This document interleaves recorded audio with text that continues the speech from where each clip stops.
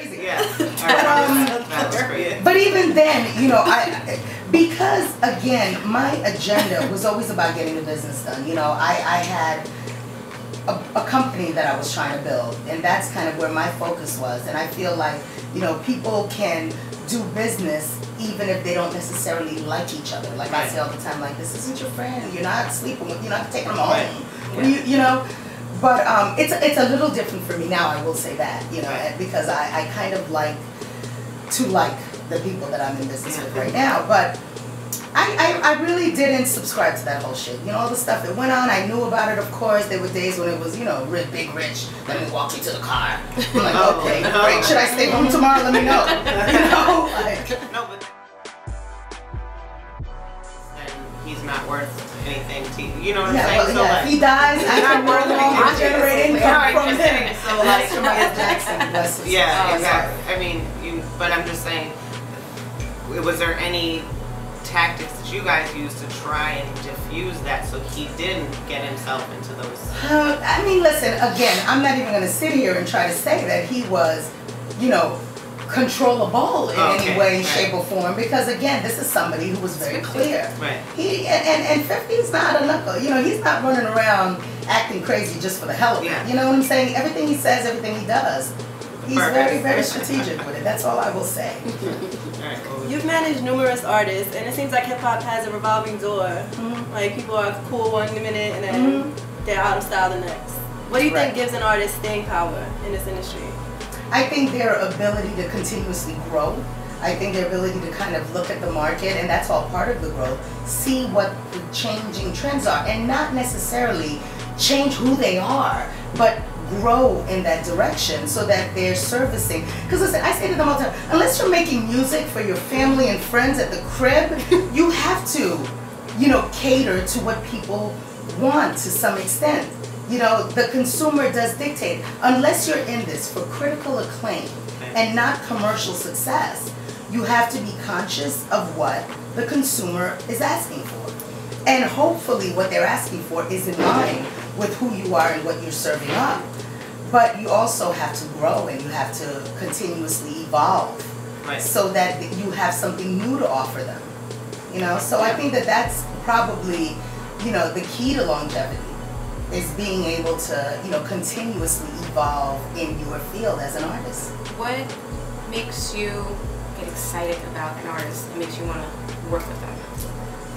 I get excited when, I don't know, I get goosebumps. You know what I'm saying? There's certain things that will give me goosebumps. Like if I, you know, hear a certain song or I meet a certain artist, it's like, we don't know what that it factor is. If we did, we'd bottle it. We'd all be rich. You don't know what that it factor is, but there's something that you can tell, because even if an artist is not 100% developed, where they're ready to go out, you know, on stage at Madison Square Garden this second, but there's that something about them that you know is special and unique. You know, it's the way they deliver their material. It's something about their swag. It's something about, it's that it factor that you can't put your finger on it. You know, I usually know it because I'm like, oh, got goosebumps. I get the same thing. I get the same thing. Huh? It's on your scar. I was wondering what that is. Oh, that's what it is. It's on the scar. Shut up! We've solved the case of the missing earring. Wonderful! She's upgraded. This made it all worth it for me, ladies. Thank you very much. You guys probably didn't notice I was missing an ear. We were trying to play it off, which is why I was giving you this side. But now I can give you full fun. Yeah. I can get both of them. Thank you. And I probably put that there earlier and forgot. Yeah. So yeah, it's that kind of intangible that you don't know. You know, it's been a while. There are a couple of artists now that I'm developing that I'm extremely excited about. Tell us. I will. Of course, you know, Missy I'm always excited about. You know, because she's just, to me, a genius in what she does. Her fans are like amazing to me. Like the dedication, the commitment, they stalk me literally. Is she still in the studio, Missy? She's still in the studio, but like I stay excited about her, and I bring that up because she's not a new artist, but she's a constantly evolving artist. So it's almost like she is a new artist every time she comes out. So I'm excited about it. She went into the studio a couple of weeks ago with Timbaland, and they both called me like, "Yo, we got the hot," you know, and like that got What me happened excited. to Magoo? Muku's definitely still around. Yeah. Yeah. Wow, you looking for that next Muku? I was like, So Missy called me all excited because they're back in the studio, and like I said before, she's kind of been like a little bit uninspired. She's been writing for other people, and she's been very happy doing that. But I've been saying to her, like, you can't just check out. You know, your fans want to hear stuff. You know, I certainly want to hear stuff. Shoot, I know what that means when we start to translate it, but. You know, so right now she's in a great place. She got with Timbaland and she is looking, you know, to put out a record at the top of the year. So that's exciting for me. That excites me. I have a pop artist that I've been working with. Her name is Matisse. You know, she's got a single called Better Than Her. She was like #1 on the Billboard dance charts. I think iTunes right now she's listed in the top 20, you know, singles, pop singles of 2010. But she's exciting for me in a whole different way. Like she's got beautiful vocals.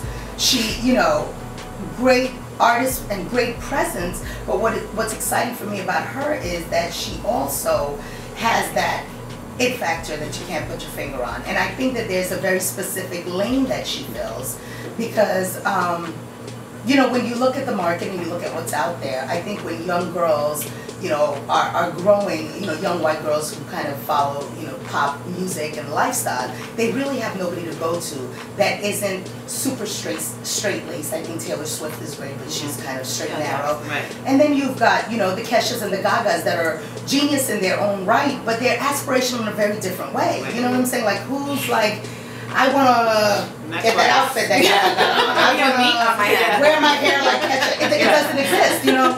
So I think that Matisse fills a very specific void. So that's exciting for me and all the other things that I'm doing, the branding world and stuff. And then there's a young R&B artist. Her name is Destiny. And she's 16 years old and she's out of Florida. And she's actually my goddaughter. But what's interesting about Destiny is that, you know when you go home family, they're like, listen to the demo, you're like, whatever. But Destiny, when I saw her after not having seen her in a couple of years and watched the way she grew. She always had a passion for singing, love for singing, beautiful young girl to look at, but developed, you know, on her own, very distinct vocal ability. She has, you know, very strong sense of who she is and what she wants to represent to young girls. Right. And I don't think we've seen that in a while. We haven't had that, you know. Aaliyah, God rest her soul, hasn't had anybody kind of pick up that torch. Right. Rihanna definitely has done her thing. She's amazing, but I think now she's, you know, in a whole different category, you know. Beyonce is kind of like, like the heavens should open up and angels should sing when you say Beyonce's name. Because she's on a whole different level. Right. So just a young, you know, artist who is very relatable for young girls, who sing songs about the kinds of things that they can relate to, boys.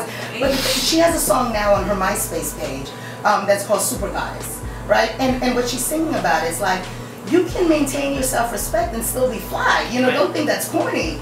Keeping your legs closed. You're a super goddess. Like, respect your body, respect who you are. And you know, the boys will be there. Don't get it twisted, but you don't have to play yourself in the process. Does she write her stuff? Yeah, she does. And that's an important message, you know, because I think that when young girls see that, they think, oh, that's corny. You know, I want to be cool. I want to be the cool chick. I want to be doing I want to do it with no hands. Exactly. and there's no voice that's saying, like, you don't have to go that route. And it's still cool. Right. Yes, I have a 14-year-old, so she's going to be listening. Exactly. There you go. I'll be putting it in her iTunes at night. Destiny's Music 2010. Yes. Yeah, exactly. We're definitely going to check that out. Yeah.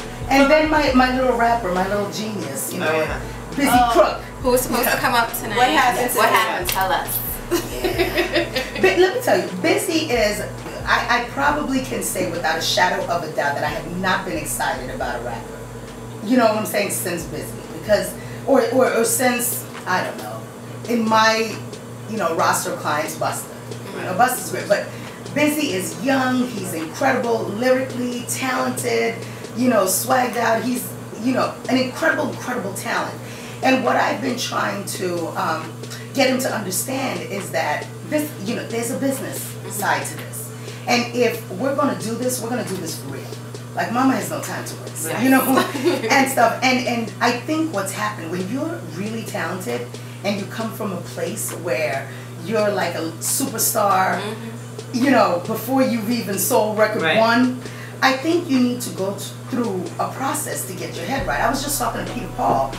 You know, I don't know if you guys remember Peter Paul. Peter Paul, you know, we were just talking about what rappers had to go through back in the day, the whole, you know, grind process that allowed them to not only learn the business, you know, and pay their dues, but to get their weight up. You know, lyrically, they were constantly, you know, in the moment, like rhyming and working out, you know, their skill set. And I think what happens now with the internet is we have instant celebrity, right? Add water and mix, instant celebrity. And when you don't go through that development process, you lose or you don't get the benefit of something that is key to success. Just the understanding that you've got to put in the work, you've got to be focused, you've got to be dedicated. This is not a game, you know what I'm saying? If you're going to do this, especially if you're going to do it with me, because I'm sure there are a ton of Homeboy 101 managers, you know, out there you can do it with all day long. But if you're going to do it with me, you're going to take it seriously. I'm not going to work harder for your shit, then you're going to work harder for yourself. Let's get that straight from day one. And you know, Busy, he's young and he's still, you know, he's got the little girlfriend and they're on the phone 24/7. And I'm like all that time that you just spent on the phone, you needed to be spending that, you know, studying the craft. You needed to be getting your shit tight and right and stuff. So yeah, this was like, he was all excited about coming here. This was like punishment. Shut it down. You're on timeout. You know, you don't get to reap the benefits of this until you put in the work to get to this point. You know.